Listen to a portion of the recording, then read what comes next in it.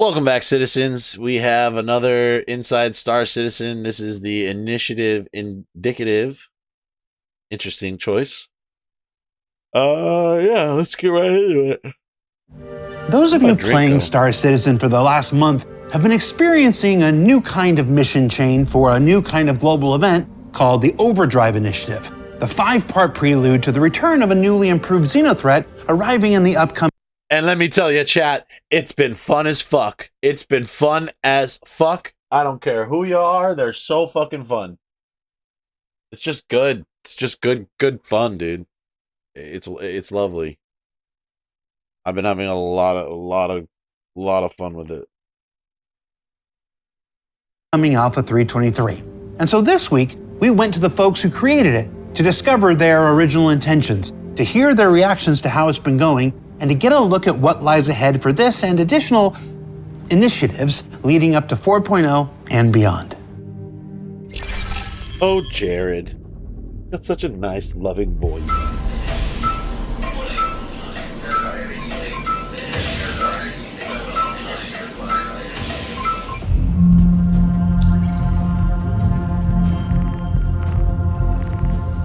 Overdrive Initiative, codenamed Hex Penetrator, was an attempt for us to dip our toes into new events and quest chains for players to progress immediately or over a set amount of time. We're a live service.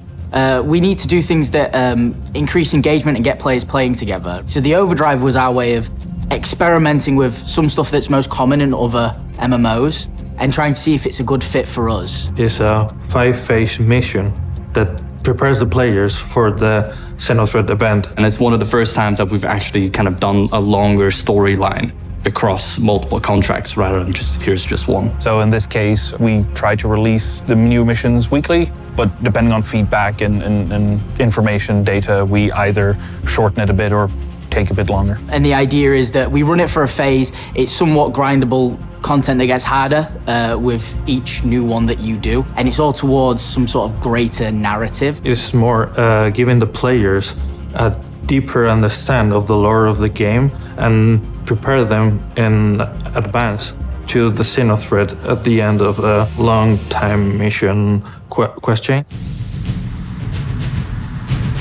So let's start with phase 1. So phase 1 was a data heist where the player had to go down and recover some data off of servers. We gave it a bit of a narrative. Yeah, these ones, I did not know what was going on for these ones, man. Spin where the CDF has detected a lot of their security bunkers going offline or being taken over by Xenothreat soldiers, and they're recruiting any willing and able body.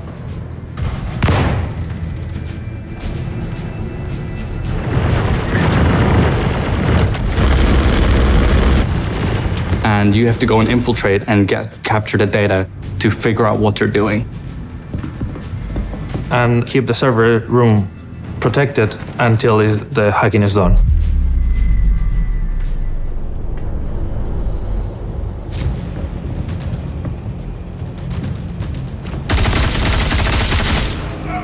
We balance this for all of the AI to be the tough part of it along with the servers, so the further up through the mission chain you got less time to recover each server and turn the cooling off. Warning, security breach. Response. And you had more AI coming to attack you. One of the main key differences that I had the joy of implementing is we took some of the tech from Squadron over, where it's not just Xenothreat attacking you, but they're also putting a lot of pressure going into the server room. You might spot some of the Xenothreat people actually rushing down into the server room to try and check all the covers to see where you're at. A lot of good feedback so far. I think phase 1 went well. We did a lot of work on improving the AI. Some people getting the intended experience that we have designed where the AI are reactive, where everything's working perfectly. Some people have spotted some of the AI rushing to the server room and they were like, I didn't even know that AI can sprint at me. Like, is that new? And other people who are, reporting the chip didn't insert or the AI aren't as reactive as we'd have liked. These are all things that we take down internally and we look to improve constantly to better the experience in live. People seem quite pleased with the new kind of flow of things and the AI being way more accurate and scary. More John Wick, less couch potato. Depending on the number of players, it gets really tricky because there is a difficulty curve between the first time you try the mission till the last one. The first time is quite easy to get with 2-4 people, but since you get to the end, it gets really hard to achieve it. I've seen people coming with like 20 to 30 people just to raid that one bunker, which is, in my opinion, a bit of overkill, but it's really cool to see. So phase 2 is then a bounty recovery mission. Where you have to go and find so many Xenothreat people. The civil force detect that there is a Xenothreat target that has a decryption Bruh. So much. key that will allow us to discover information about the Xenothreat movement. But it's encrypted, and the CDF has then located some high-value targets from Xenothreat, which are holding a decryption key. So you have to go out there, take them out, steal their encryption key. Target destroyed. And then bring it to one of the drop-off points. Kill them, steal it, and deliver it. We can get more intel on what Xenothreat's planning next. Target destroyed. These missions used to exist way back when in the PU, but they were taken out because they were broken. So we made an effort to fix these up and then reuse them in this phase. My main mission was to grab the bounty mission that we already have there and merge it with the delivery one, be sure like the decryption key was a spawner, and do that merge between both missions into one main mission style. Try the cargo terminal. The idea was these scale up and get more difficult as you go. But on release, there was a bug which actually made some of them a little bit easier, as I have seen people and also had messages saying stuff like, hey, the Xenothreat Overdrive Initiative Phase 2's ace. And then 30 minutes later, might have spoken a little bit prematurely, and then a massive wall about something that might be bugged. So thanks for that, Army Esports guy. One of the more ridiculous things that I saw on Phase 2 is the hover bikes. Fresh. People using 3 dragonflies to take down the hammerhead, which is just absolutely ridiculous. I don't know what to say to that. Well done. We'll look to make the AI respond to dragonflies and actually kill you, because there's no way you should be able to kill a hammerhead in that vehicle. Congratulations. Target is destroyed. I have contradictory feelings because it's like a What? They were cheesing. They were cheesing with the hover bike. put so much effort on this mission, and because of balance issue, you see these people taking the mission in a different way. But in the other side, it's fun to see the pro players that we have challenge themselves with our missions. Phase 3 is Xenothreat being a bit more brazen. They realize that their setup has not been working so well, so they're just doing all-out incursions. They're popping up randomly around Stanton with a massive combat fleet. The idea in normal MMOs is you turn up, you get entered into some sort of quest, and it's like, this thing's happening, engage with it, and if you leave the area, the quest is removed. The incursion is our first step into trying to do that with the current system we have. It's a challenging thing that you will need to get collaboration between the different players to be able to tackle down those ships. So the idea is you go to a location and there's lots of ships,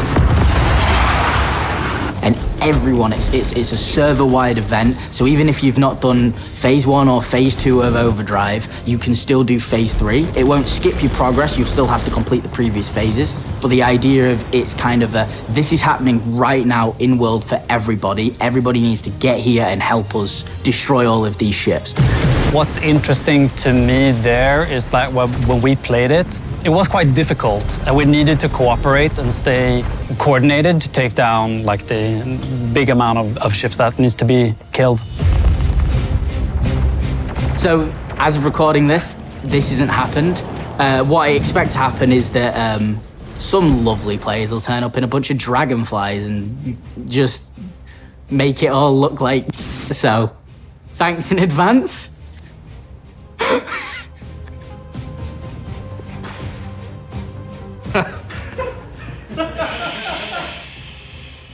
How does this make you feel?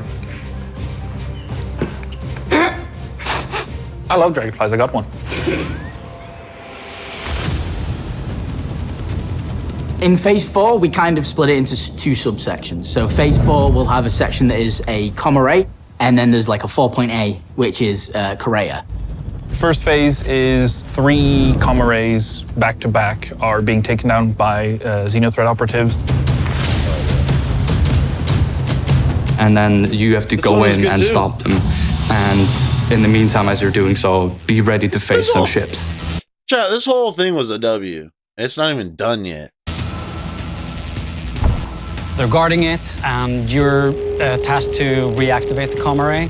When you do, they're throwing everything they got at you and try to reconnect to the comm array. Obviously, these are crucial to the functioning of the law and communications around the planet they get taken down from, so you need to repair them. We've added some fun little surprises and changes to them, so it's not just going to be your generic comm array run that people are used to. And once the comm array is reactivated, the turrets come back online and help you in the fight. Apart from the comm array being guarded, it's also more focusing on the combat. We're throwing a lot of ships on you, as well as the Vanguard ships are hacking into the comm array while you're re-establishing the connection. So you need to focus your fire on those ships before targeting all of the escort ships. Target destroyed. So the idea is that some players would be dealing with the outside defenses and other players would be trying to actually get in there and sort of make sure the comm array is handled. After you've done enough of these, it turns out that it was all a red herring. And actually, they're doing an all-out assault on Korea to wipe the entire criminal database and sow some chaos so they can plan something more sinister, which you're being tasked to all fly to Korea and take out the incursion of soldiers there. So phase 5 is our events refractory period, just kind of cool off. And the reason we do this is actually a sort of tried and true game design thing where if we keep giving you constant action, your dopamine levels are sky high and then stuff starts to get really boring. As such, people turning up in dragonflies to kill a hammerhead, clearly not enjoying this normal game. So phase 5 is a delivery mission where you have to go bring supplies to the jump point from Pirate Stanton because you're aware the Xenothreat's about to raid you and you want to make sure you're prepared for that big battle.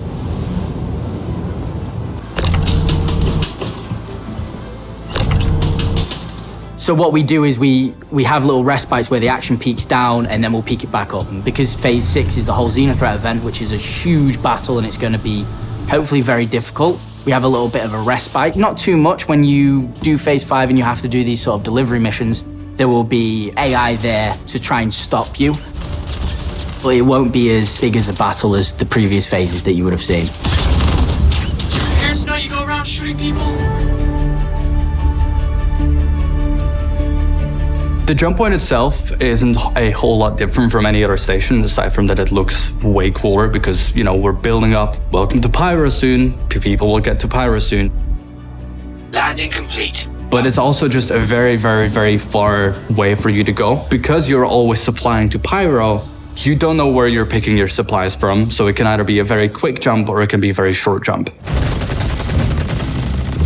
And now for phase 6, Xenothreat, which you've all played, but we've made changes to it. We have updated the size of some of the boxes, so they're a bit more difficult to handle. You have to be more aware. Some of them will require a dedicated tractor beam. There's a new commodity that will help you out inside phase 2 of Xenothreat, which is the protect and resupply of the Javelin. And then the Showdown has had a whole rework based on some feedback and some cool thoughts we had from the Capture the Idris event that we did.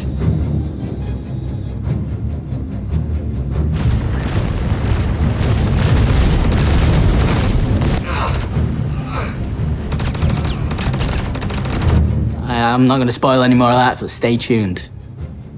Try to board it. So the Overdrive is our first sort of foray into quest missions in an MMO. Things that are meant to be repeatable, grindable, meant to encourage the community spirit and people to play together. This is the kind of direction we were starting to head in when it comes to these quest chain missions. This won't be the last one you see.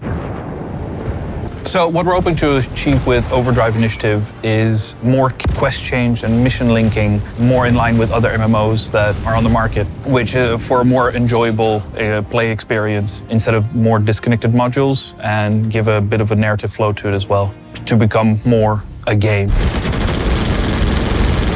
One thing I'd like people to appreciate is that when Chris himself and Rich asked us during some of the reviews as we were making the missions, they asked how the balancing went and if it was difficult.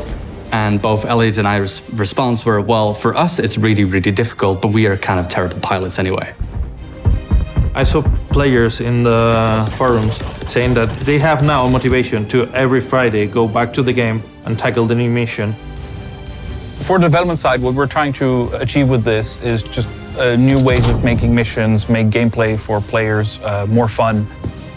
We're constantly evolving and making the game better. Seeing feedback, we have our own internal thoughts of how we think it well. We've done our post-mortems, and we know how we're going to improve it for the next one. So from here on out, it's only going to get better and better, and we're going to see more and more quest chains come in.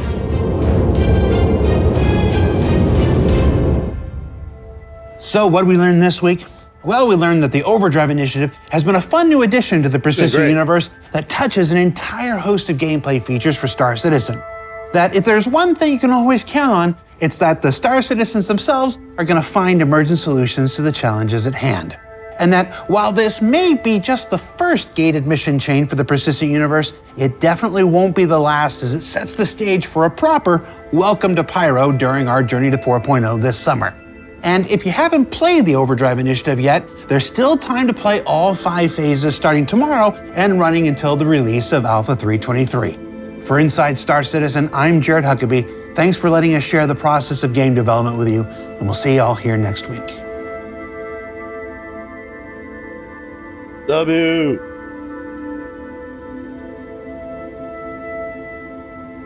You have to explain hex penetrator. So Hex Penetrator is an anagram for pre-Xenothreat, but we know that people data mine our source code, so I just came up with a random anagram that was very inappropriate. I didn't think it was going to last, and then unfortunately, once it was there, people all started referring in documentations like, oh, so the Hex Penetrator mission's this, and like this and that, and I was like, well, I can't change it now. It's going to confuse everybody. So my lasting legacy in this company is a mission called Hex Penetrator. How does Chris Roberts feel about this? He laughed, then told us to change it, and we forgot. Oops. Sorry, Chris. Yeah. W. Woo! What I'm talking about, chat. Like, comment, subscribe, guys.